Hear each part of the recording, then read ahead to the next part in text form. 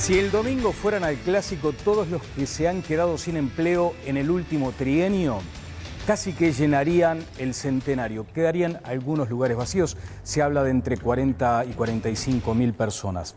Y esto en un país en crecimiento. Pero crecimiento con empleo en caída. Es un asunto que hemos visto aquí en el programa. ¿Por qué crece el producto y no crece el trabajo o la generación de puestos laborales? Crecimiento que por otra parte no significa desarrollo. Y el tema de las máquinas y el tema de la tecnología, todo avanza como un tsunami. ¿Cómo deben afrontarse en este contexto las negociaciones salariales? ¿Cuáles son aquellos principios base sobre los que se deben sentar empresarios y trabajadores para una negociación saludable? ¿Cuánta rigidez hay que superar o cuánta flexibilidad hay que incorporar? De Maquiavelo para acá, hace 500 años que estamos discutiendo aquello de la lucha de clases. ¿Qué hacer para no ahogarnos en estos debates inconducentes? ¿Y qué podemos hacer para avanzar como país? Bueno, de eso se trata el programa de hoy. Tendremos el enorme placer de recibir a Fernando Pereira, es el presidente del Secretariado Ejecutivo del PIT-CNT, también al economista Juan Manuel Rodríguez, que es el director del Instituto de Relaciones Laborales de la Universidad Católica, y el doctor Tomás Teijeiro, abogado laboralista. Quiero irme con Jimena Sabarís y además quiero adelantarles que tendremos un formato en el comienzo que de pronto les llama la atención, pero es para ordenarnos acá, para que ustedes además tengan un programa como merecen. Algunos temas que vamos a tratar a continuación los abordaremos en profundidad en siguientes programas, pero les voy a pedir muy especialmente a mis panelistas que destinen apenas 30, 40 segundos a comentarios contundentes sobre los temas que vamos a avanzar en los próximos minutos. Habrá un reloj en la pantalla, lo van a ver, algo así como un cronómetro que les irá marcando claramente el tiempo que tienen para estos asuntos que vamos a tener al comienzo. Ahora Jimena, con este sondeo que ya está abierto. Jimena, ¿qué tal? Buenas noches. Buenas noches, Daniel, y para todos ustedes ya está abierta nuestra comunicación directa con nuestros televidentes vía Twitter, @todalasvoces4 y con el hashtag opino en TLB. El sondeo de hoy dice: ¿cree que a corto plazo su empleo estará a riesgo por la automatización del mercado laboral? Veremos cómo son los resultados parciales. Han votado 411 personas, todavía falta una hora, recuérdenlo. El 48% dice que sí, que cree que puede estar en riesgo su trabajo, el 39% que no, y un 13% dice que no lo sabe. Gracias, Jimena. Vamos a esto que puede calificarse como el hecho político de la jornada. Luego el panel tendrá 30, 40 segundos para comentar. Luego abordaremos, obviamente, este asunto más adelante. Aquí está la incorporación o el acuerdo al que llegaron el precandidato presidencial Lacalle Pou y el exdiputado del Frente Amplio, Gonzalo Mujica. Después de obtener una banca por 5 años, dejarla como hizo él. Y yo fui bien claro y sostengo, y creo que fue una muy buena decisión, porque él sale por la misma puerta grande que entró. Y yo le dije: mira, Gonzalo, a mí no me importa el diputado Gonzalo Mujica. Yo no vine a buscar al diputado Gonzalo Mujica, yo vine a buscar a Gonzalo Mujica. A mis queridos viejos compañeros les digo que esa izquierda donde es tan fácil sobrevivir hoy en día no se construyó ni con comodismos ni con timideces. Hoy corresponde empezar este camino juntos diciéndole yo a Luis en público que hice lo que tenía que hacer y ahora vos contá conmigo. Gracias a todos.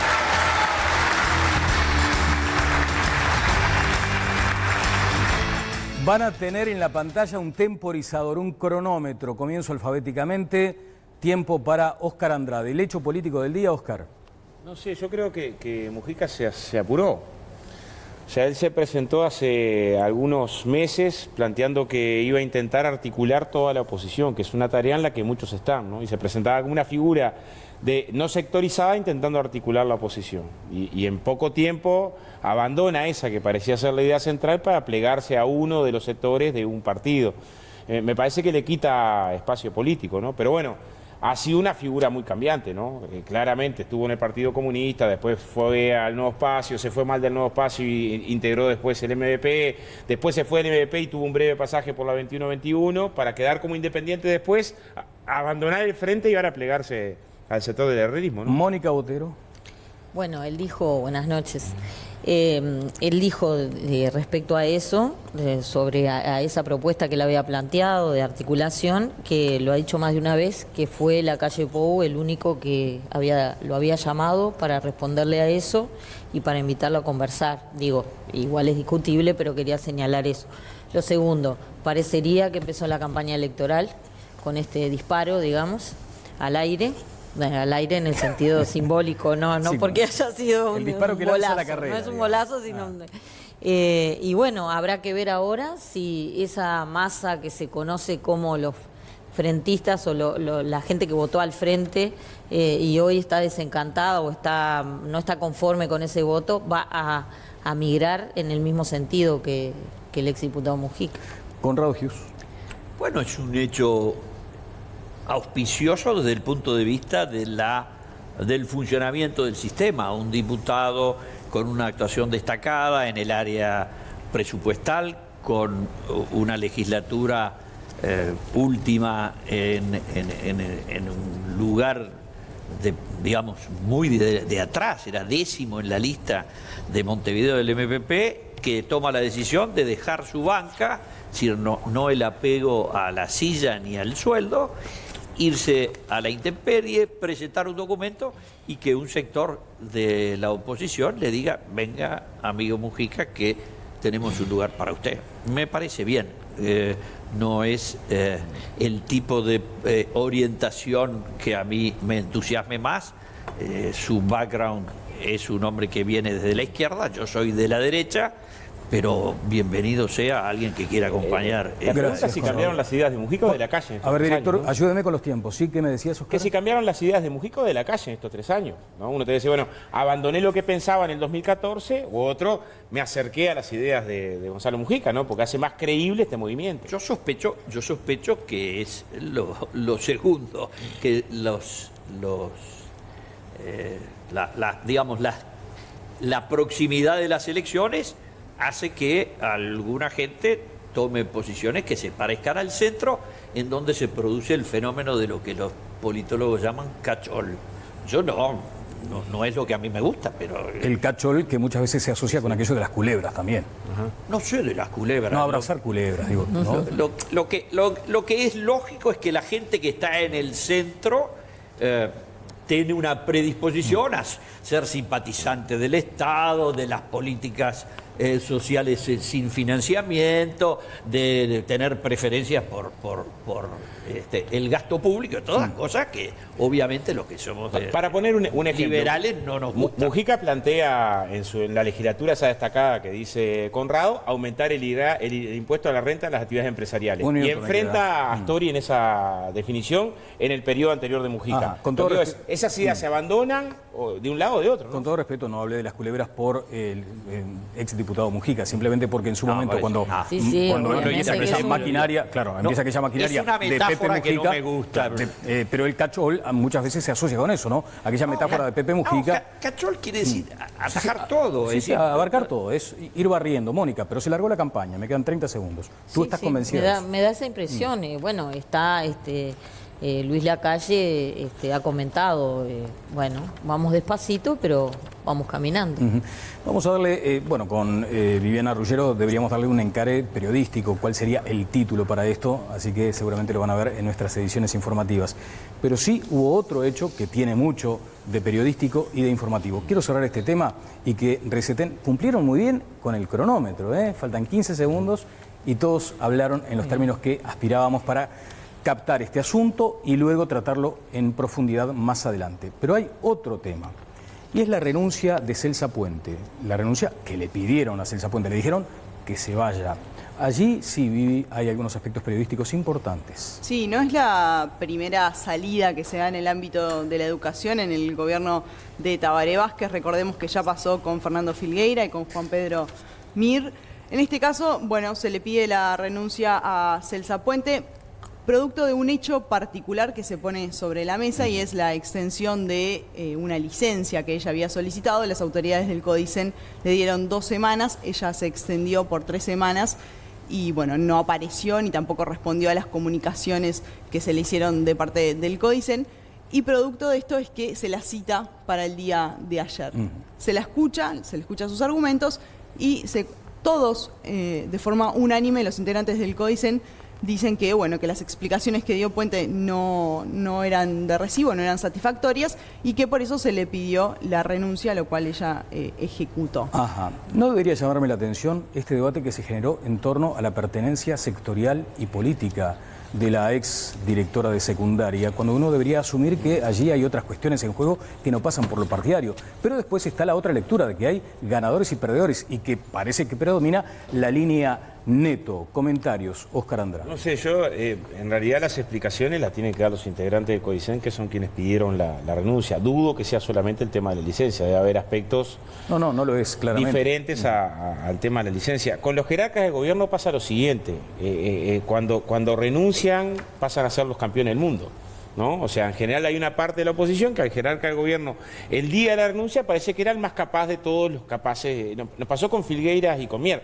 Nadie hablaba mucho de Filgueiras y Mier hasta el momento de que se les pidió la renuncia, y ahí parecían que eran los abanderados que iban a resolver todos los problemas educativos. Ahora pasa más o menos lo mismo. Había algunos jerarcas que hasta le estaban pidiendo la renuncia hace poco a Celsa Puentes, que ahora la levantan como que Celsa Puentes iba a ser el emblema. Bueno, es parte de la campaña esa que casi que se lanzó el último domingo de octubre del 2014, ¿no? Mónica, sobre seguimos en campaña. Da la impresión de que falta bastante información. Está todo como confuso y enmarañado, pero creo que ahora son así los vínculos. Tenemos una hiperrealidad con todo lo que está pasando en el ámbito público, en el sentido de que está todo muy bajo la lupa. Entonces antes no podíamos, antes quizá el relato, como dicen los argentinos, era, renunció Celsa Puente, bueno, claro, ella es más cercana a la ministra de Educación y Cultura, es persona de su confianza, Neto está en el otro lado, está ganando lo que se llama el Frente Amplio A y el Frente Amplio B. A Óscar no le gusta, pero un sector cercano a Mujica, que sería Neto, y un sector más cercano al presidente, que sería... Eso se podría leer así. En esta hiperrealidad, donde sabemos el tema de su licencia y sabemos que ella tenía polémicas porque quería aplicar a rajatabla la desconcentración del Consejo de Secundaria, y en realidad Neto tiene un estilo más de tratar de centralizar y está yendo hacia eso. Y además ella tenía polémicas internas con otros directores de secundaria. Bueno, hay una cosa compleja que entonces está reclamando un poco más de información para poder dar un juicio, si es que se llega a una verdad absoluta. Se habla del alto perfil en las redes sociales también como un elemento determinante. Se enteraban algunos integrantes del CODICEN por Twitter, a través de la cuenta de Celsa Puente, algunas decisiones que ella había tomado. Conrado. La historia de la educación de los últimos años desde el gobierno del Frente Amplio es la historia del desastre en consolidación y en reiteración real. Tenemos unas autoridades de la enseñanza dirigidos por el señor Neto, que perteneció al equipo del señor Mujica, que había prometido educación, y lo que hizo fue destruir. Después venía el doctor Vázquez, que en la campaña habló de los vouchers para la educación, del cambio del ADN, y tenía alrededor un equipo de gente inteligente y muy capaz, como el sociólogo Filgueira y el maestro Mir. Bueno, eso se los llevaron puestos, el país perdió unos valores, el valor de gente muy importante, que hoy en día están en una actividad de organización no gubernamental, que es EduUy, y que generan una expectativa de que si buenamente en el año que viene logramos sacar a este gobierno con el voto, ellos tendrán la ocasión de ayudar al cambio de la educación. Quiero ir al tema central, que es el trabajo, cómo se deben sentar en esta instancia empresarios y trabajadores, pero antes sobre algunos de los asuntos que hemos tratado en Todas las Voces. Jimena Sabarís. Sí, bueno, vamos a leer algunos de los mensajes que nos envían ustedes desde sus casas. Dice Indestructible, opino en TLB, impecable lo del cronómetro, hacía falta un poco de orden. Daniel, están halagando mucho el cronómetro y el orden que está causando esto. Marcelo Ritó dice, Mujica vio que el futuro del Frente Amplio es negro y quizá vio más chances en el Partido Nacional. La Calle vio la posibilidad de captar algunos votos importados desde el Frente Amplio. Inteligentes, quizás sí. El resultado final es que esta alianza es de ganar, ganar. Y Luisito opina, la baja de empleo empleo se debe a que los sueldos sumados a los impuestos de los empleados son muy caros y las ganancias con ese empleado son menores a su sueldo. Sigan comunicándose con nosotros, @todalasvoces4 y Opino en TLB. Bien, ya voy a ir con ese informe. A ver, repetime el último tuit que me parece clave. Dice, la baja de empleo se debe a que los sueldos sumados a los impuestos de los empleados son muy caros y las ganancias con ese empleado son menores a su sueldo. Está haciendo un razonamiento de que los impuestos son más altos de lo que ganan. Se viene el debate. Aquí el informe. El gobierno presentó los lineamientos para la 7ª ronda salarial, la más grande en la historia del país, donde negociarán 227 grupos entre el sector privado y público, donde se definirá el salario de más de 1 millón de trabajadores. En el caso del sector privado, el Poder Ejecutivo planteó ajustes nominales en función de la realidad de cada sector: 8,5% para las áreas dinámicas, 7,5% para los rubros intermedios y 6,5% para las ramas de actividad en problemas.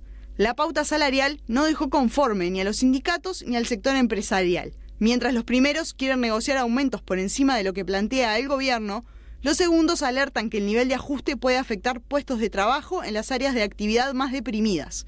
En el marco de la negociación salarial hay variables que son claves, como la inflación, que en marzo se dio y fue de 6,65%, volviendo a estar dentro del rango meta del gobierno, y el desempleo, que en febrero fue de 9,31%, siendo el nivel más alto de este indicador desde julio de 2007. En el sector público, la semana pasada se realizó la primera reunión de la negociación, en la que COFE planteó establecer un sueldo base de 36.000 pesos. Allí estaba el informe de Viviana Ruggiero como disparador para este debate. Apelo una vez más al orden alfabético y le pregunto a Fernando Pereira, ¿cuáles son aquellos principios de base, Fernando, necesarios para que la negociación sea saludable en esta instancia? Bueno, hay varios aspectos, ¿no? Lo primero, intentar no vulgarizar la discusión. Por ejemplo, en el tema tributario, todos los colegios privados pagan 0 de aporte a la seguridad social patronal. Y la ANEP paga el impuesto patronal. Yo digo ahí, ¿el Estado no está en desventaja en relación a los colegios privados? La pregunta es clara, que está en desventaja. Segunda cuestión, un trabajador que gana 15.000 pesos, 16.000 pesos, ¿es caro? ¿Y quién puede vivir con ese dinero? Tal vez la actividad no tenga la rentabilidad necesaria para pagar ese salario. Lo que no se puede decir desde ningún punto de vista, si se quiere mantener la sensatez, es que ese salario es caro, porque con ese salario en Uruguay apenas se puede pagar un alquiler. Tercer aspecto, hay que ver el empleo y cómo se construye empleo. ¿Es el salario el que está impidiendo el crecimiento del empleo? ¿O tenemos dificultades por los lugares donde crece la economía del Uruguay? Me refiero básicamente a commodities. ¿O tenemos un problema de diversificación de matriz productiva? ¿O tenemos un problema de ingreso de nuevas tecnologías, que por lo que sé, ingresaron 1.800 millones de dólares de nuevas tecnologías, y eso naturalmente va a impactar sobre todo en los empleos de menor calificación? Este tema hace 2 años le planteamos al gobierno en las cámaras empresariales discutirlo a fondo. No en los consejos de salario que tiene... ¿Pero se logró esa instancia? No se logró porque hasta ahora los empresarios no han dado respuesta. ¿Y el gobierno? Pero el gobierno sí, pero no se puede negociar trabajo del futuro sin empresarios, trabajadores y gobierno. Sobre la automatización, bien, sobre la automatización venimos en el segundo tramo del programa. ¿Algunos comentarios del panel sobre lo que acaba de decir Pereira? No, por ahora no, porque Conrado tengo uno. Después, es un disparate monumental. ¿Cuál? El comparar el costo. Primero, las instituciones de educación están exoneradas de los aportes patronales como están exonerados de los impuestos por disposición del artículo 69 de la Constitución, que existe desde tiempos inmemoriales. Entonces, primera cosa, y además de ser las instituciones educativas, también lo están las instituciones culturales y deportivas, y ainda más incluyendo los partidos políticos. Segunda cosa, ¿alguien por ventura sigue el razonamiento de Pereira? ¿Cree que la gente elige la educación por lo que cuesta el CODICEN? Perdón, cuadruplicaron el presupuesto y el desastre se triplicó. Entonces, ¿qué me está diciendo de que paga más? ¿Está en desventaja la educación pública porque aportan sobre el sueldo aporte patronal? Eso es porque son empleados públicos. Eso es degradar la política. Son empleados públicos. Eso es porque degradar la son política. empleados públicos. Gracias, Conrado. Y están en el presupuesto nacional desde 1880. Pero porque esté en la Constitución no es santo. Es porque está en la Biblia. Lo tenés que cambiar. Pero yo no la planteé cambiar Constitución- nada, planteé que la educación pública tenga las mismas exoneraciones que la privada. Tan fácil como que el aporte patronal del trabajador público no exista. Eso se puede disponer por ley y no cambiaría nada el resultado de la educación. Cambiaría muchísimo. Gracias. Espacio para otras voces. Economista Juan Manuel Rodríguez, sobre la base de la pregunta que dio lugar a este debate. Bueno, en primer lugar. Perdóname una cosa. Sí. Son decenas de millones de dólares que la ANEP vuelca a la previsión social. Con impuestos. Decenas de millones Con de dólares. déficit. Entonces no es que no cambiaría nada, cambiaría mucho. Nada. Mucho. Nada. No hay ningún país en el mundo, todos los que se muestran ejemplos en el mundo, todos los países del mundo que se demuestran ejemplos de buenos resultados educativos, invierten más del 7% del Producto Bruto Interno. En el Uruguay hace 50 años que invertimos entre 3 y 5%. Lo ilógico que como Corrado se esperen resultados estupendos cuando la inversión fue paupérrima en los últimos 50 años. Volvemos al No cauce. es que no Y después creció. podemos- Es un después disparate podemos de seguir. pe a pa. Vamos a respetar ahora el Dígame uso de la uno. palabra del Si es economista un disparate, Juan póngame Manuel un Rodríguez. ejemplo. Gracias, Fernando. Juan Manuel. Bueno, vuelvo, ¿no? Yo creo que el Uruguay tiene una particularidad, un brete muy especial en este momento. Y es que está ocurriendo una cosa que no es habitual ni en la teoría ni en la práctica, tanto de nuestro país como de otros. Y es que llevamos prácticamente 10 años en donde la tasa de empleo ha bajado. 2010 era 58,4, no voy a dar muchos números, pero en el 18 es 57,3.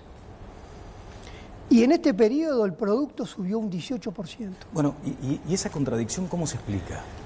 Bueno, Aparente seguramente se van a hacer una serie de investigaciones para explicarlo.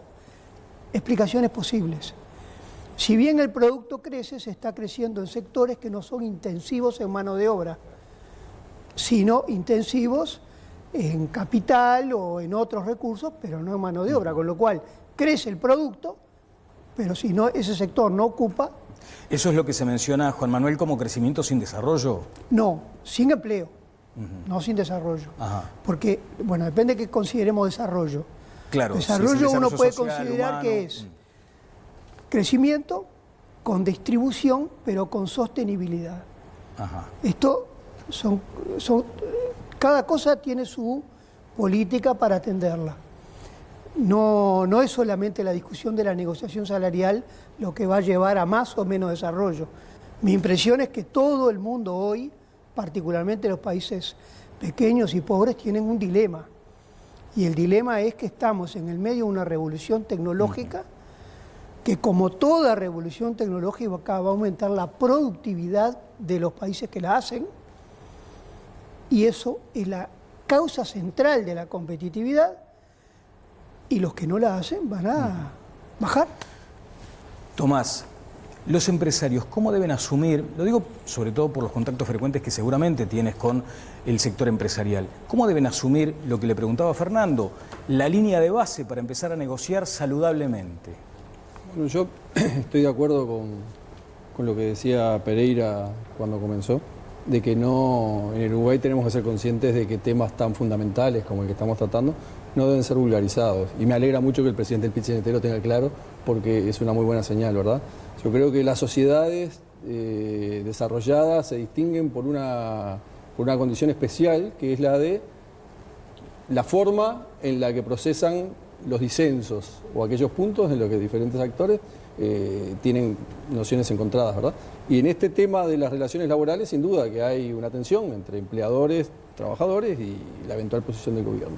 Yo creo que la ronda de negociación colectiva que viene debería ser tomada con mucha responsabilidad, como han demostrado los actores, en este caso, por el año particular en el que vivimos, que tiene una coyuntura desde el punto de vista político, económico y cultural, que es bastante pesada para los uruguayos, y no podemos perder de vista en esa negociación que atrás de las cuestiones colectivas hay personas que van a padecer en carne y hueso los problemas o los precios de esa puja entre los sectores que están tratando de cada uno conseguir sus objetivos. Bueno, es ya bastante tradicional aquella discusión sobre si la inflación deriva de los costos salariales. Eso va a seguir discutiéndose. Pero veía en un tuit que nos mostraba Jimena Sabarís que también allí hay otra discusión en ciernes, o que de pronto ya está instalada. ¿Sale caro hoy contratar gente para las empresas y eso es determinante para decidir si se incorpora o no masa laboral? Yo creo que las empresas, más allá del problema del costo del salario, tienen el problema de conseguir la persona capacitada, que va un poco por lo que decía Juan Manuel, de la circunstancia que nos toca vivir a los uruguayos particularmente en este momento, y a mi juicio no es solamente el salario, pesa más el tema de equilibrar la relación entre salario y capacidad a la hora que el tema de salario puro. Bueno, empiezo con la ronda de comentarios. Hay algunos datos interesantes, además, que puedes volcar en este momento en atención a una negociación que empezó, de acuerdo a lo que tenemos información, bastante calma. ¿Es así? Sí, bueno, comenzó el lunes 2 de abril y ya comenzaron algunos grupos a negociar que tenían vencidos los convenios. Según lo que nos decía el director de trabajo, bueno, ha comenzado en forma calma, no hay grandes avances hasta ahora, tampoco se prevé por ahora ninguna situación conflictiva en algún sector. Lo único que está cerrado es un acuerdo en el sector del transporte urbano y suburbano, que es un acuerdo por ajuste salarial, no es un convenio estrictamente, porque se tenía que negociar, entre otras cosas, las tarifas, por ejemplo, entonces se adelantó este acuerdo salarial, que es lo único que está cerrado el día de hoy. ¿Desde qué lugar estás observando esto, Oscar? A ver, cada vez que tenemos un problema en el trabajo, en deterioro de los términos del empleo, los sectores liberales desempolvan una vieja receta, que es estos problemas se generan por los derechos laborales, ¿no? En general, asocia una solución muy simple, dice, bueno, retiramos la negociación colectiva deteriora el peso de los sindicatos, el deterioro del peso de los sindicatos lleva directamente al aumento de la informalidad, lleva directamente al aumento de la precarización del trabajo, lleva directamente a la caída salarial y se ha demostrado que no garantiza creación de empleo. Se ha demostrado, pero alcanza con mirar no 30 años hacia atrás, alcanza con mirar lo que está pasando hoy en Brasil, ¿no? Difícilmente se encuentra una reforma laboral más dura y de previsión social que la que se aplicó en Brasil. A ver, en términos de la inversión pública social, no lo digo para que se excite Conrado, 20 años de congelamiento del gasto público, ¿no? 20 años, ¿no? Un gobierno que le queda poco y legítimo. El resultado es que el desempleo en Brasil subió de un 9% a un 13%, con las medidas más duras desde el punto de vista laboral y de seguridad social. Entonces, hay que tener cuidado con esas cosas, porque en general se intenta enfocar un problema que es mucho más complejo: cambio tecnológico, matriz productiva, integración regional, matriz energética, de un conjunto de problemas que tenés para desarrollarte en un mundo que está, en vez de disfrutando el cambio tecnológico, sufriéndolo, porque en realidad tenemos una forma de organización de la economía que en vez de hacernos pensar el cambio tecnológico en beneficio de la humanidad, nos lo hace vivir con miedo de los puestos de trabajo que se pierden y no del disfrute colectivo.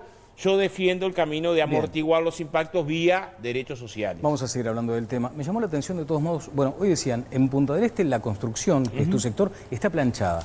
¿Y saben por qué? Entre otras razones, porque no se logran las habilitaciones y porque además hay una unidad en el Ministerio de Economía, según leía en la crónica, que tiene a 2 personas para trabajar y para aprobar una cantidad enorme de proyectos. Ahora, ahí tenés un caso Punta del Este, pero Daniel. Después me lo decís, Oscar, si te parece. Mónica, por favor.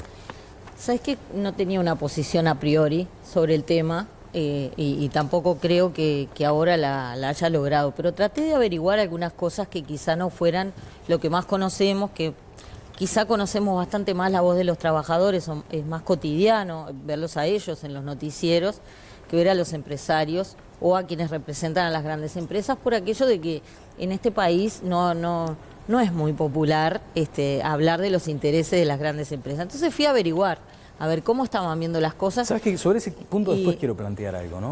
Si efectivamente se mantienen esas miradas de recelo entre empresarios y trabajadores. Bueno, por lo menos lo perciben quienes están de ese lado. ¿Cuánto daño nos hacen como país?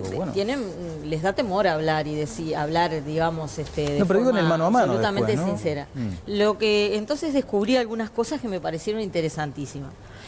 Una, por ejemplo, es que Justamente me dijeron eso. No es el principal problema el hecho de que contratar trabajadores sea caro. El problema lo vemos de una forma bastante más compleja.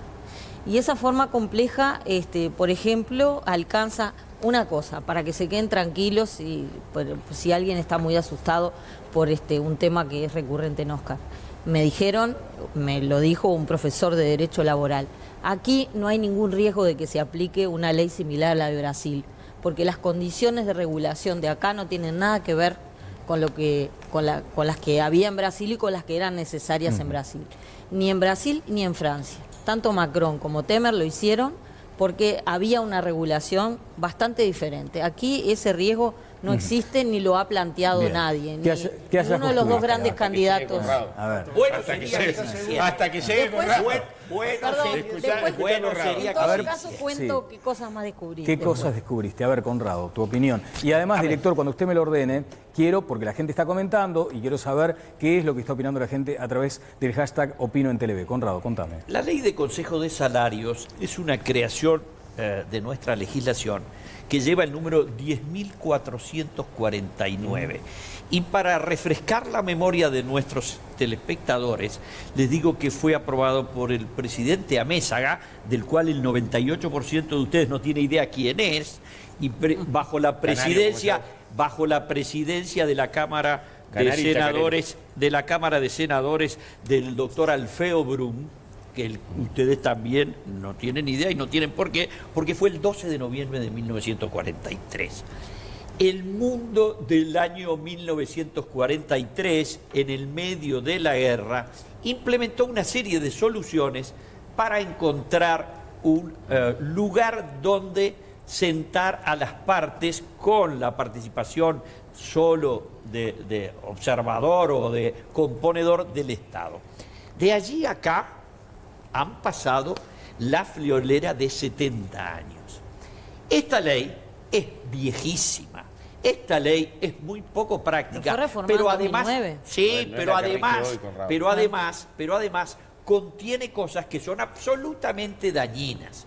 Lo mejor que puede tener un país en materia de legislación laboral es tener una legislación laboral flexible. Y flexible quiere decir flexible en los salarios, flexible en los horarios, flexible en las condiciones de trabajo y flexible entre las empresas. Porque la empresa que tiene 1.500 trabajadores y es una multinacional no puede ser lo mismo que una pequeña empresa de 15 personas en la ciudad de Tacuarembó. Porque si así fuera, entonces, ¿qué es lo que tiene que hacer el empresario de Tacuarembó? Dice, yo no puedo hacer andar mi compañía porque tengo que pagarlo de la multinacional. Estas cosas que son tan sencillas, el PIN-CNT, mucho que no lo lee. Los pone nerviosísimos. Yo pienso que no lee lo que pasa en los consejos de salario del mismo 43. No se trata igual a una multinacional que una empresa de 15. Se fija el mínimo de categoría. Y le puedo apostar doble contra sencillo si eso es lo que en la multinacional ganan bastante más los trabajadores que en la empresa de 15 que en la empresa de 2. Ese convenio que Conrado dice es del 43, el último que leyó.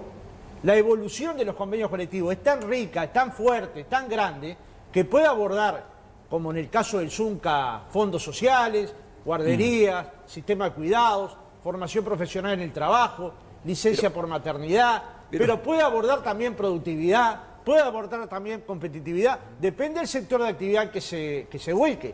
Ahora, la revolución Amézaga, que está descuidada por ello, no sé por qué cosa, tuvo dos votaciones importantes, que son históricas. Es verdad que Amézaga no lo conocen mucho, pero quedaba en la esquina donde yo vivía, ¿no?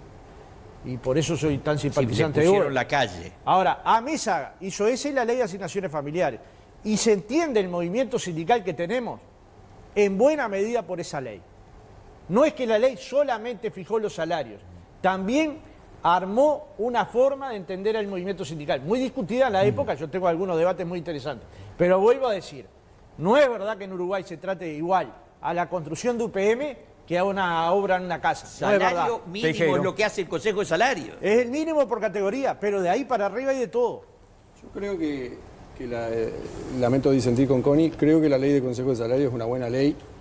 La antigüedad no me asusta, la mejor constitución del mundo tiene más de 200 años. Es decir, que no. Digo, y ahí está tan vigente y dándole tantas libertades a Occidente. Pero el problema de la ley de Consejo de Salarios es muchas veces la posición que toman los actores en la negociación. Cuando en el ámbito y teniendo la oportunidad de estar sentados frente a frente, pretenden negociar o pretenden traer a la mesa asuntos que no son los que estrictamente el criterio de legalidad haría discutir, que yo.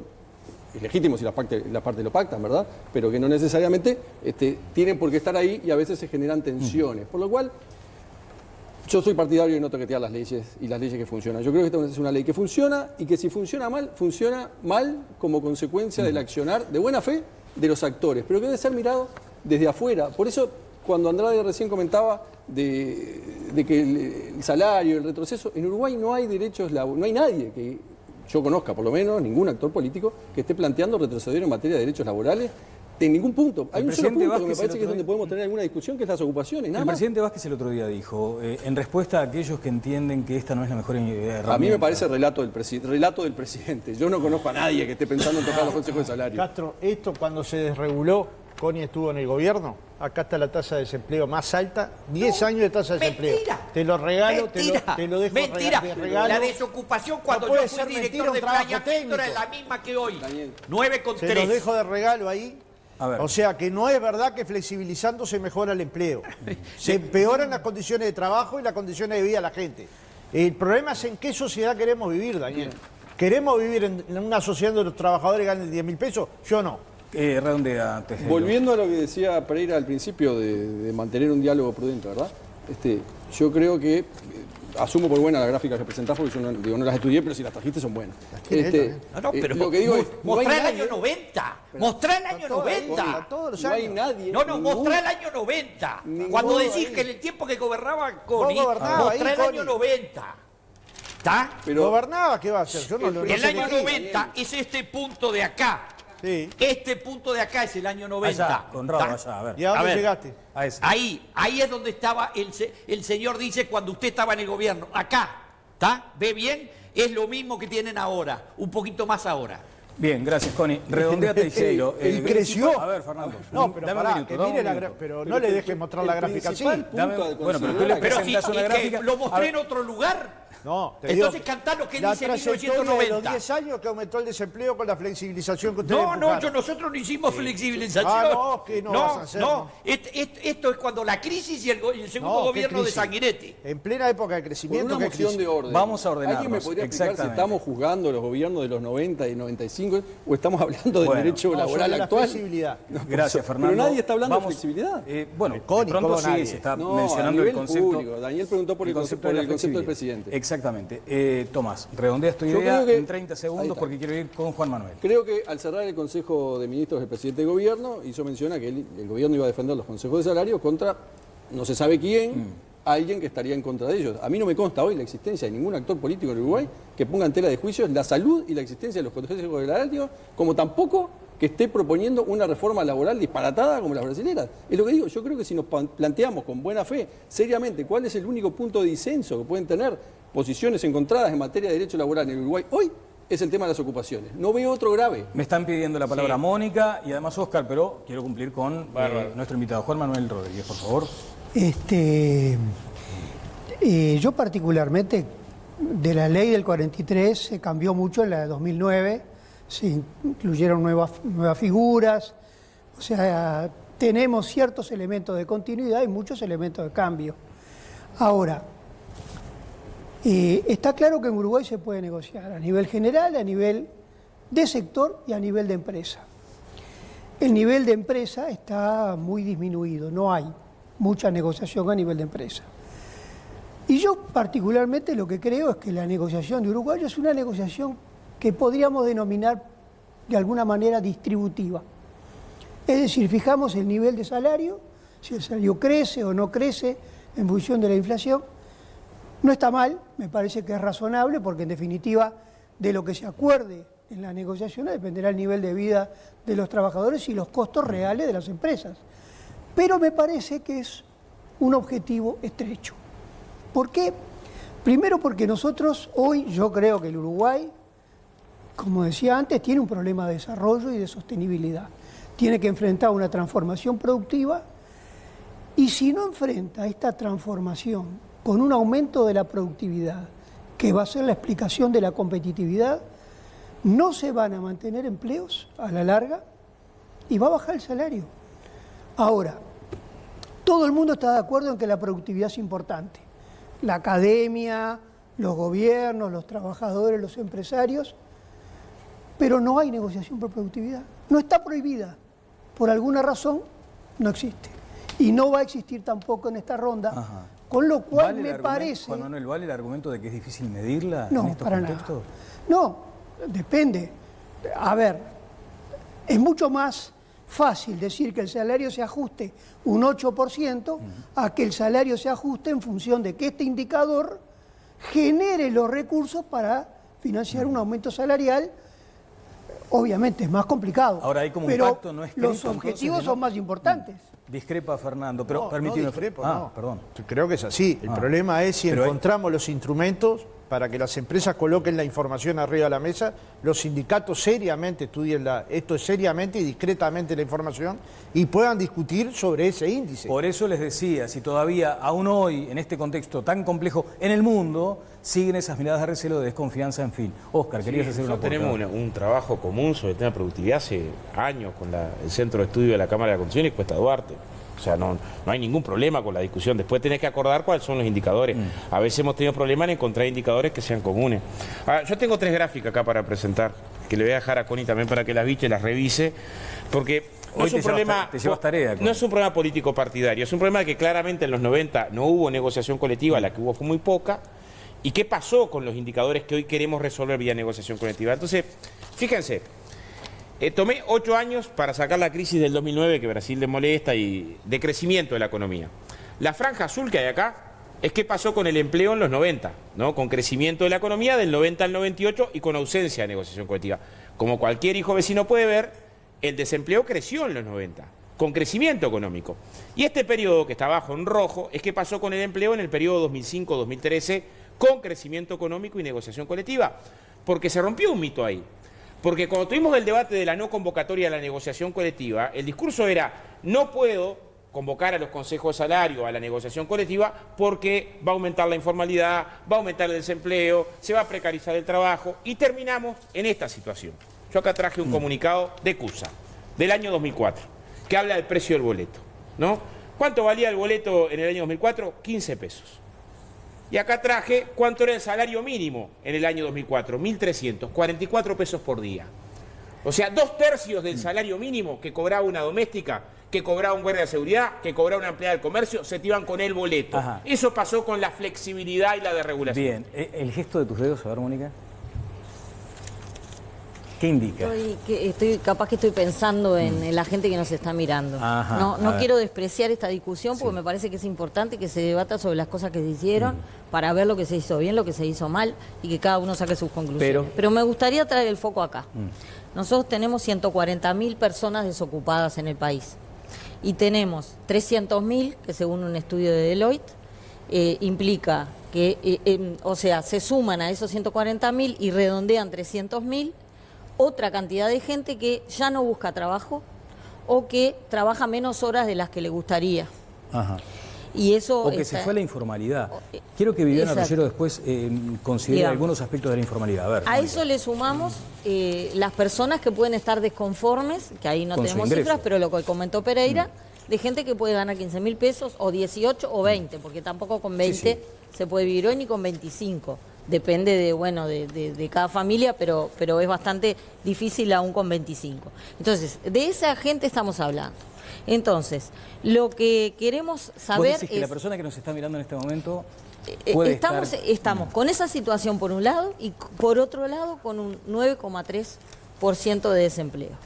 O sea, gente que sabe que la plata no le alcanza y por lo tanto le vendría muy bien que los consejos de salario se consiguieran aumentos salariales importantes que los ayuden a mejorar sus ingresos. Ajá. Pero por otro lado, seguramente puede tener en su propia casa o de la casa de al lado o de enfrente a una persona o una familia donde hay un desempleado o más, o un subempleado o más. Esa es la situación que tenemos. Ajá. Entonces, el gran problema, el gran desafío que va a plantear los consejos de salarios a los que vamos a ir, yo hablo en cristiano porque no soy economista ni sé nada, es, ¿qué hacemos? Si se cede a la tentación de aumentar los salarios y mejorar los salarios reales, y aumentar los ingresos de la familia, estamos comprometiendo, porque 2 más 2 son 4, tenga uno la ideología que tenga. Ese es el desafío. Lo que fui a preguntarle a estos señores, que escuchamos hablar poco, es, bueno, y entonces, ¿cuál es el problema? ¿Qué es lo que está pasando? Y me dijeron algo así como, fue la conclusión: lo que hay es una falta de entendimiento. Y yo dije, qué lindo, y mañana soy Caperucita Roja. Es obvio, ¿no? Que es mejor ser rico y sano que pobre y enfermo, como decía mi abuelo, es verdad.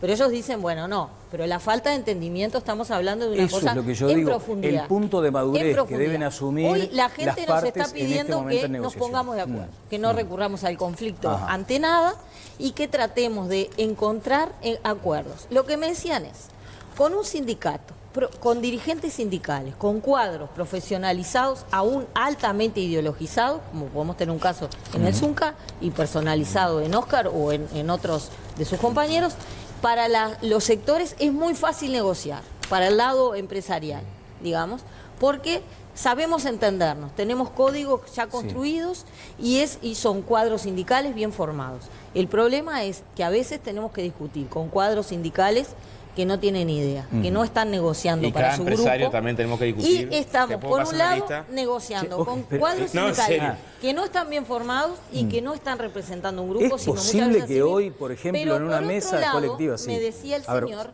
también tenemos dinosaurios del lado empresarial, que no entienden que, bueno, en los países desarrollados donde la productividad, la competitividad se ponen por adelante, porque está comprometido el futuro, lo tienen claro y están integrando a los directorios de las empresas representantes de los trabajadores.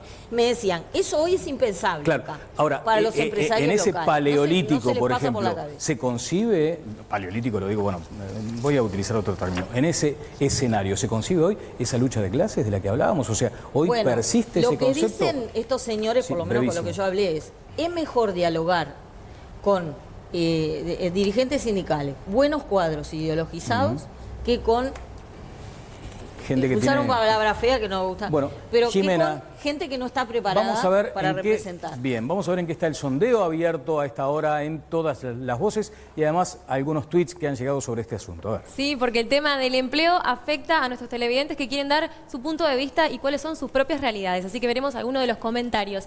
Ana dice, no creo que haya menos desempleo. Creo que hay más gente regularizada, registrada en BPS, cosa que está bien impuesta por este gobierno. Hay más monotributos, las domésticas y feriantes registrados y eso sube las cifras.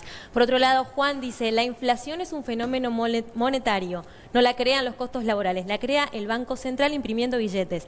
La flexibilización de las normas laborales mejoró el empleo en Irlanda y bueno, dice Andrade miente. Maximiliano... Sí. El mínimo por categoría, vamos a leer todo lo que dice la gente. El mínimo por categoría para una pyme del interior muchas veces es impagable. No paran de llegarnos mensajes, ustedes se siguen expresando y en breve veremos cómo viene el sondeo acerca de la automatización del trabajo. Bueno, sobre la automatización vamos a ir en un minuto. Cuando usted, director, me diga que está pronto ese disparador, vamos con eso. Pero hay un aspecto vinculado al informalismo, Vivi. Sí, una palabra que surgió en el debate y también en los comentarios. Uruguay es el país que tiene la tasa de formalización más alta del continente, pero 1 de cada 4 trabajadores está en informalidad. La mitad son cuentapropistas, ese es el núcleo duro, nos decían desde la Inspección del Trabajo, y la otra mitad son asalariados. Dentro de los asalariados, quienes tienen una relación de dependencia, la ecuación cambia porque es el 15%.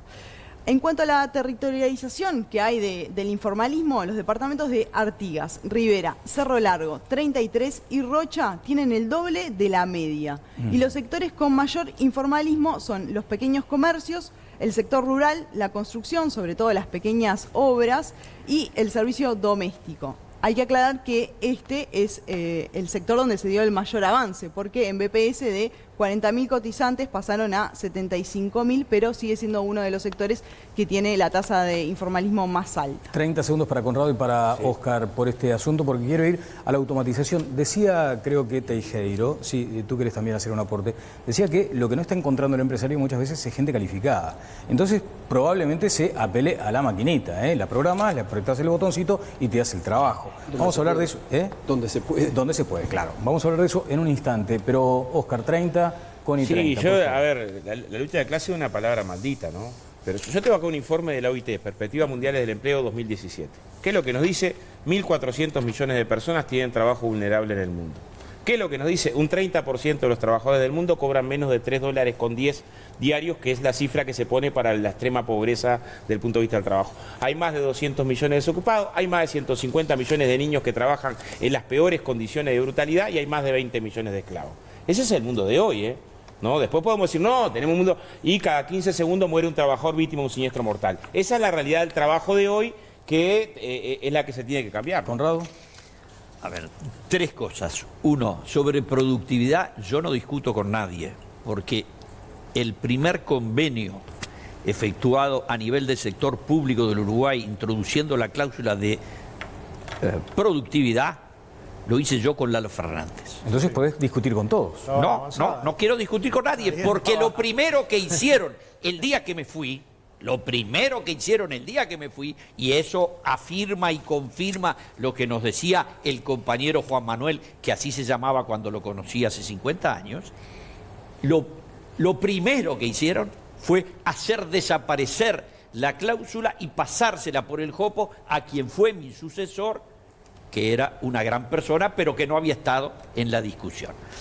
El país tiene 25%, porque está en publicado por el Instituto Estadístico en el anuario del año 2016, con cifras del 2016, tasa de no registro 25%, como nos señalaba Era un 40 Vivi. y pasó un 25. Bueno, entonces, no estamos diciendo, hace 14 años que tienen todo el gobierno, Era un todo el 40 y dominio, pasó un 25, todos los sindicatos Conrado. mandando en el país, y seguimos teniendo 25%. No seguimos porque era un 40, Conrado, era un 40% de informalidad. Seguimos teniendo porque hace 10 años que está... Hace 10 años que está en el 25%. Pero discutir y no que lo se logran formalizó el bajar. trabajo es discutir que el agua moja. Se formalizó el trabajo como nunca antes. Lo puede decir la derecha o la izquierda. Es mirar los datos.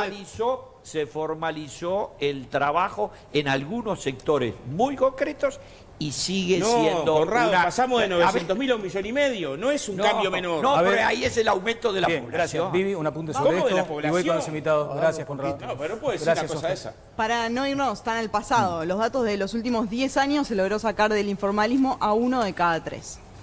Bueno, vamos con esto de la automatización porque nos estamos quedando sin tiempo, sí.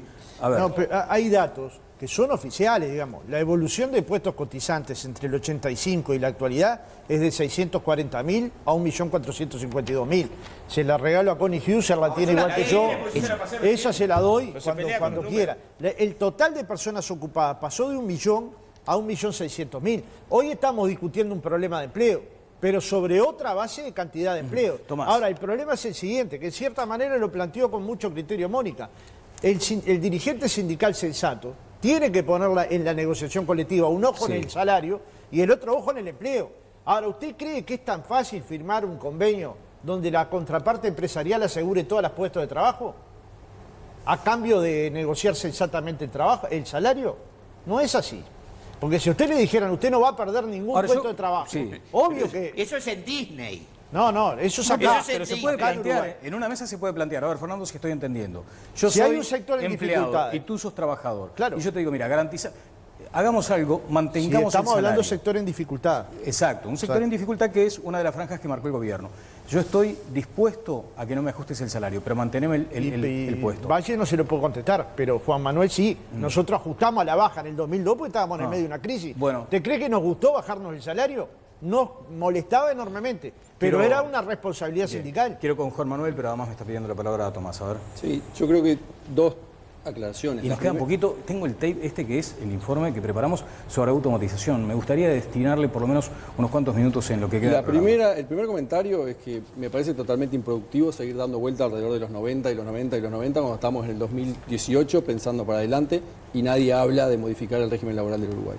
Lo segundo es que cuando hablamos de conflictividad laboral, tendemos, todos los actores implicados, a mirar los números que con mucha profesionalidad, sobre todo hace el informe de la Universidad Católica, que son números que manejan datos sobre cuestiones colectivas. Pero nos olvidamos que hay por ahí las memorias del Ministerio de Trabajo, que son muy buenas, donde uno ve más o menos cómo va comportándose la conflictividad individual.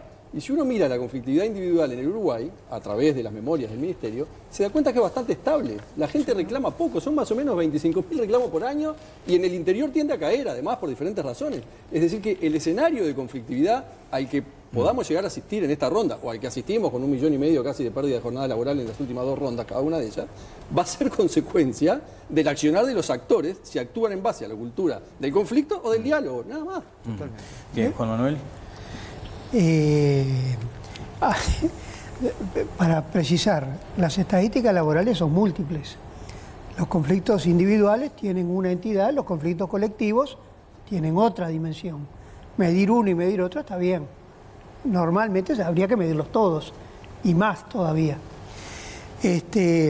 A mí lo que me parece es que es difícil, entendámonos, yo fui asesor sindical, con lo cual conozco bastante porque he participado en muchas asambleas sindicales en donde sé cómo es la dinámica. Es muy difícil para un dirigente sindical plantearse a una asamblea de trabajadores y decirle, miren, por 2 o 3 años, que es lo que se está negociando ahora, no va a haber aumento de salarios. Decirle a la asamblea de trabajadores. A la asamblea de trabajadores. Y lograr que se lo voten. Ajá. Cuando la economía probablemente va a crecer. Yo entiendo que es difícil. Ahora, hay un hecho objetivo, y es que yo creo que es la función del dirigente maduro saber que lo que todos estamos buscando, en definitiva, es que el país sea vivible. Y que eso supone cosas que no se miden solamente por el salario.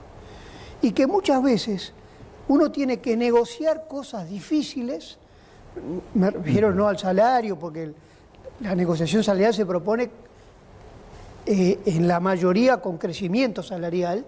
Lo que no crece son los sectores que están son los únicos que no crecerían, pero que básicamente en las rondas anteriores fue la mitad. Pero no solamente hay que negociar el salario. Por eso, más allá de que estos temas estructurales de la economía sean complicados, es una debilidad de todas las partes, y yo acá no elimino a nadie, de todas las partes, no abordarlo de una vez por todas. Porque estamos discutiendo esto hace 20 años. Eso es tremendo. Eso desalienta un poco. Me voy, primero, Jimena, ¿tenés algunos datos de este sondeo abierto respecto a aquellas personas que perciben o no que su puesto laboral está en riesgo como consecuencia de la automatización? A ver, ¿qué da eso? Exacto, Daniel. Evidentemente es un tema que preocupa mucho a la gente porque somos trending topic en Twitter, @todalasvoces4 es tendencia en Twitter y la gente opina. ¿Cree que a corto plazo su empleo estará en riesgo por la automatización del mercado laboral? La mitad cree que sí, cree que en un futuro su trabajo va a ser reemplazado por la tecnología. Un 38% cree que no y un 11% opina que no lo sabe.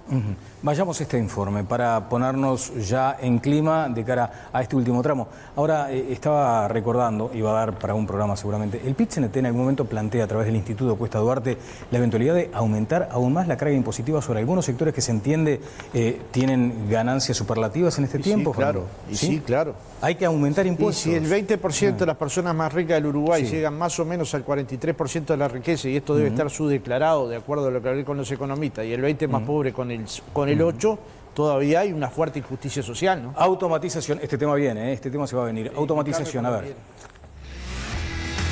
La automatización del trabajo o la cuarta revolución industrial es tema de análisis en todo el mundo, principalmente por el efecto en el empleo.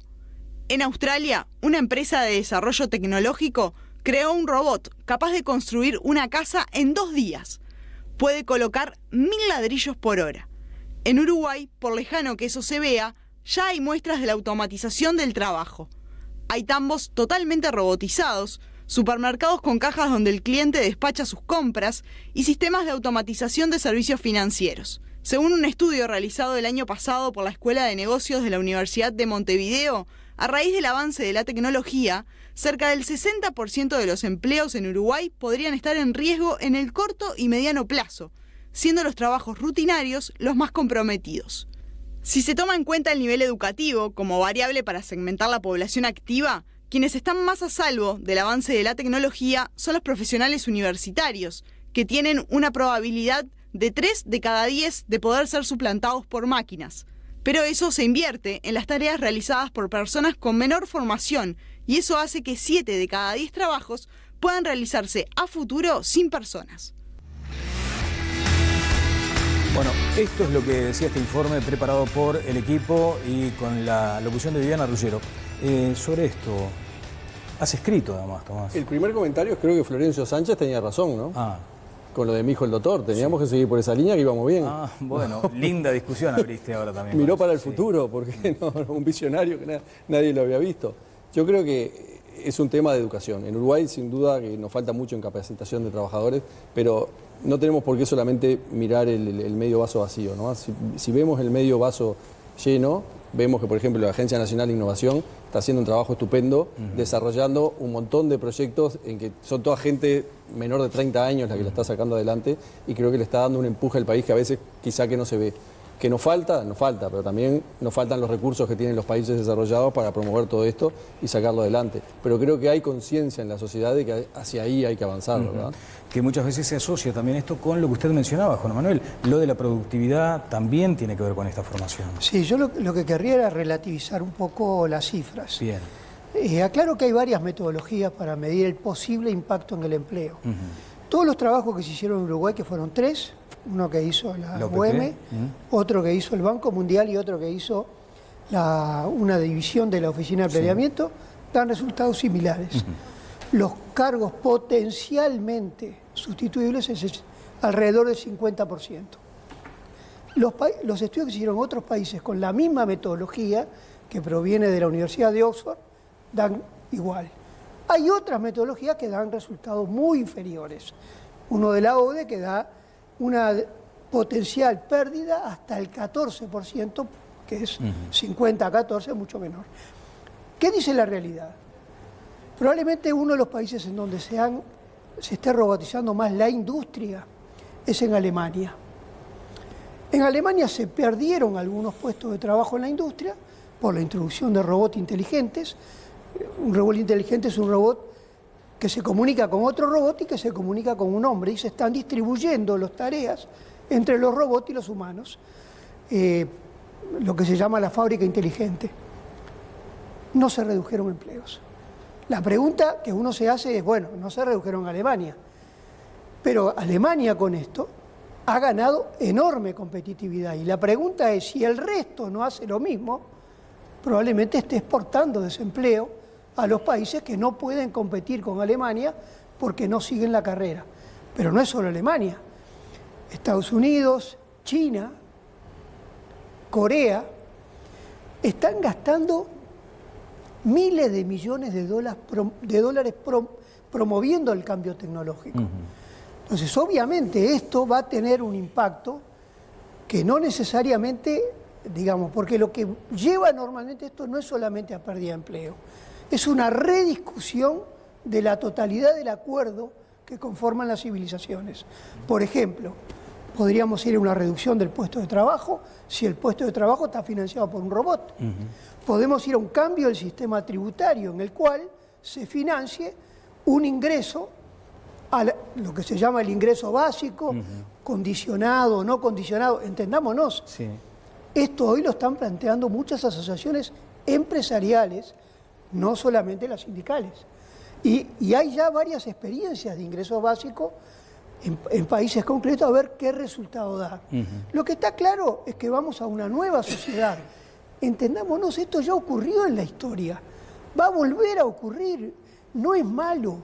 El tema es que hay que saber que hay que negociar un nuevo pacto social. Hoy un comentario en Twitter decía, bueno, si el PIT-CNT estuviera en la época de Gutenberg, hubieran roto el concepto de la impresión para beneficiar a los que escribían a mano. Bueno, eso es vulgarizar la política. Eso es vulgarizar la política. Nosotros no hemos roto una sola máquina ni un solo vidrio en los últimos 20 años. Claro. Entonces, lo que te digo es lo siguiente. El cambio tecnológico es inevitable. Aunque los tres opináramos que no llegara, va a llegar igual. El problema es si ese cambio tecnológico viene a favor de la humanidad o en contra. Y estos son decisiones de la política. Por ejemplo, hace 4 siglos, o un poco menos de 4 siglos... Pero a ver cómo es eso, Fernando, ese concepto... Las decisiones son políticas. Sí. Si va a generar desempleo o mayor empleo, son políticas. Lo que sí está claro es lo que dijo... O sea, si dejas entrar o no la tecnología... No. Si dejas entrar, no. La tecnología va a entrar... Viene. Es el tsunami, hoy decíamos. Es el tsunami. La distribución del trabajo es un tema que Juan Manuel lo dijo. Sí. La jornada laboral, la nueva tributación, los nuevos empleos en servicios que se van a generar por el ensanchamiento de derechos, si es que lo aprovechás, la inserción en la cultura y ver cómo el trabajo la cultura da trabajo y al mismo tiempo el trabajador podría tener tiempo para eso. Estas son discusiones que se están dando en el mundo. Ahora, no evitando el ingreso científico-tecnológico, que es, por ejemplo, el que estiró la cantidad de años de vida en forma magnífica a los seres humanos, más del doble. Y entre otras cosas nos da las prestaciones que hoy tenemos. Pero cuidado, este debería ser el tema estratégico de la nación. Y yo te diría más, el tema estratégico de la región. ¿Cuánto de nuestras inversiones se van a dedicar a formar trabajadores para acceder a esos puestos de trabajo? Porque el bagaje que se va a necesitar para estos puestos de trabajo ya no lo resuelve el bachillerato. Nosotros estamos discutiendo el bachillerato, pero miles de estos puestos de trabajo nuevos que se generan, se requiere educación terciaria. Y para esa educación terciaria vamos a tener que tener un debate de cómo se construyen mejores instrumentos, mejores recursos.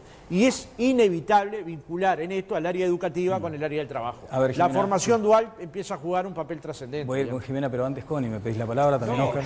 Digo, uno escucha a Fernando Pereira y dice, qué sensato este señor. Ahora, explíqueme qué fue a hacer Marcelo Abdala el sábado pasado o el viernes a la ciudad de Porto Alegre a dar un discurso a bordo de un camión para meterse en el tema de la prisión de Lula, que está preso por decisión del Supremo Tribunal Federal del Brasil.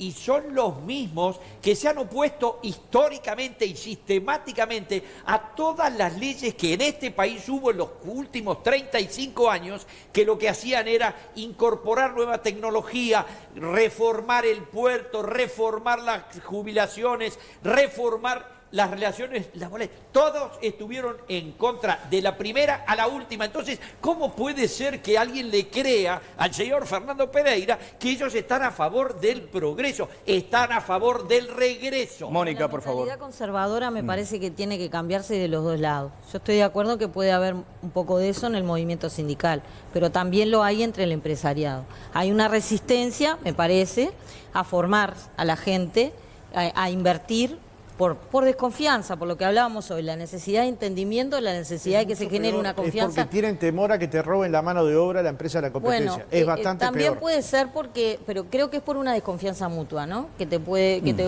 bueno, puede llegamos al origen de la discusión. Oscar, y luego con Jimena. A ver, el cambio tecnológico, si te vas largo, me matan porque estoy bebiendo una pausa. El cambio tecnológico es una buena noticia. Sí. Vos decís, bueno, el cambio tecnológico al servicio de la humanidad podría hacer que no hubiera hambre en el mundo. El cambio tecnológico al servicio de la humanidad podría hacer que todos tuvieran medicamento y no se mueran tantos niños por día, según coloca UNICEF, por no acceder a medicamentos que son fáciles de conseguir. El problema es que el cambio tecnológico se organiza solamente para la renta de pequeñas corporaciones, sin importar nada más. Entonces, el problema del diseño. Hace 150 años, anteayer, teníamos jornadas de 18 horas y de 15 horas por ley. De 18 horas, de 15 horas en Inglaterra. Entonces, a ver, es tan difícil pensar si el cambio tecnológico nos da la posibilidad de tener jornadas más breves de trabajo para distribuir el trabajo entre todos. ¿No sería algo deseable desde el punto de vista de una perspectiva histórica de la humanidad? Claro que sí, claro. Si lo organizo para la renta, no hay duda. Al revés, vamos a jornadas de 12, ¿no? Jimena. Sí, nuestros televidentes se siguen expresando y cada uno tiene su opinión. Martín dice, lo de la ocupación de las personas es discutible, considerado que ahora se toma como empleo formal al que vende tortas fritas, al cuidacoche, al limpia vidrio, al cartonero y cuando antes era solamente una changa más. Gonzalo dice, yo digo, ¿por qué será que mucho uruguayo se está yendo a Nueva Zelanda o a Irlanda? Pregunten, los números por mejor calidad de vida. Y por último, Charles Amorín dicen que falta personal especializado, pero a los que tenemos más de 50 años no nos contratan por la edad. Cada uno tiene su opinión en el hashtag Opino en TLB. Bueno, me voy a quedar pensando toda la noche que puede tener las nuevas tecnologías y Lula. Pero bueno, es un ejercicio que voy a tratar de hacer. ¿Qué hace? Hizo una conexión. Pausa. Venimos en un ratito para el tramo final. Pausa.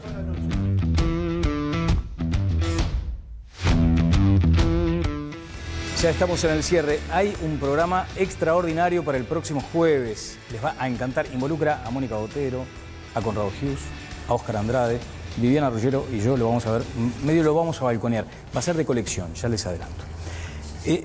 Qué bueno esto que me manda Guillermo Fossati. Dice, un informe presentado en el 2016 en el Foro Económico Mundial, referido al futuro del trabajo, estima que alrededor de un 65% de los niños que ingresan en la educación primaria hoy tienen alta chance de trabajar en el futuro en un trabajo que todavía no existe. Es un dato interesantísimo, lo vamos a tratar. Vivi. Yo quiero aprovechar que está Pereira acá para consultarle a 2 semanas del 1 de mayo cuál será el eje de la oratoria. Bueno, sin duda el trabajo es central. Lo que venimos a discutir acá es cómo se construye el nuevo puesto de trabajo, porque Mónica dice algo que de repente en el medio de todo este debate quedó perdido. El trabajo hace a la centralidad de la vida de las personas. Muchas veces no comprendemos que cuando una persona pierde su trabajo, pierde su fuente de sustento, pierde su estabilidad, pierde un conjunto de herramientas. Ese tema es central. Sin duda van a estar los consejos de salario y la rendición de cuentas, y ahí, le guste a Connie o no, vamos a pedir más presupuesto para la educación. ¿Y los acuerdos comerciales? ¿Los acuerdos comerciales? Pero hay que estudiarlos uno por uno. Esa está brava. Pero bueno, ¿sabés vamos a ver, a mí me invitaron el viernes del Partido Nacional y ahí gustosamente opinan sobre el TLC con Chile. ¿Y la defensa de los venezolanos perseguidos por su dictadura? ¿Sobre qué? La defensa de los ciudadanos venezolanos que los tenemos. Usted ya conoce nuestra opinión, ¿para qué se la voy a decir otra vez? Si usted bueno, para otro programa. Bueno, muy bien, señores, el jueves, aquí a las 10 de la noche, con todas las voces. Pueden seguir participando a través del hashtag Opino en TLV, que pasen todos muy bien. Nos vemos el jueves. Chao.